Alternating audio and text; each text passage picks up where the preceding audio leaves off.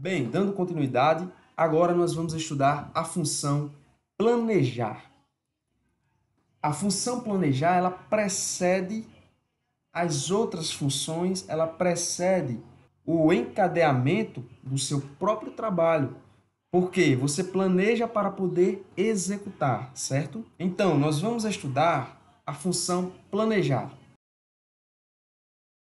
Antes de responder esta pergunta, é necessário que nós entendamos que os recursos são sempre limitados.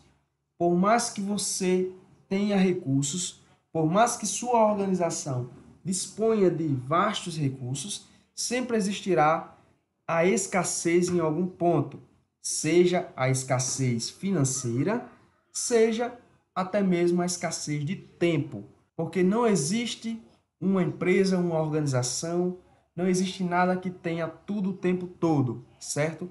Então, com base nesse pensamento de recursos sempre limitados, nós vamos planejar para encontrar sempre o melhor custo-benefício e tomar sempre as melhores decisões possíveis. Isso é importante para reduzir as incertezas. Outra justificativa pela qual nós precisamos planejar é encontrar ou alcançar os melhores resultados. Então, quais são os tipos de planejamento? Vamos ver cada tipo de planejamento de forma específica. Existe o planejamento estratégico, o planejamento tático e o planejamento operacional. Eu vou exemplificar cada um conforme nós formos avançando no decorrer do curso, certo? Mas só para dar uma ideia geral, o planejamento estratégico é aquele que está no topo da organização. Ele é feito pelos líderes da organização, certo? O planejamento gerencial, ele está no meio, intermediando a alta gerência e o pessoal de nível operacional. E, por fim, o planejamento operacional é o planejamento mais técnico de ações do cotidiano, do dia a dia.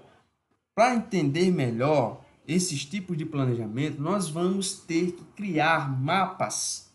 Por exemplo, o mapa de planejamento estratégico, onde você tem missão, visão e valores, você tem a análise do ambiente interno e externo, você tem a definição dos objetivos e metas, as estratégias e o plano de ação e o feedback. Esse é o mapa do planejamento estratégico. O mapa do planejamento tático é a estratégia da empresa, certo?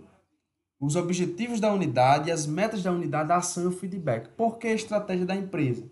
Porque se você tem o planejamento estratégico, quando você for fazer um mapa tático, você apenas utiliza já o que você já tem do estratégico, quebra aqueles macro-objetivos em objetivos de unidade ou objetivos departamentais.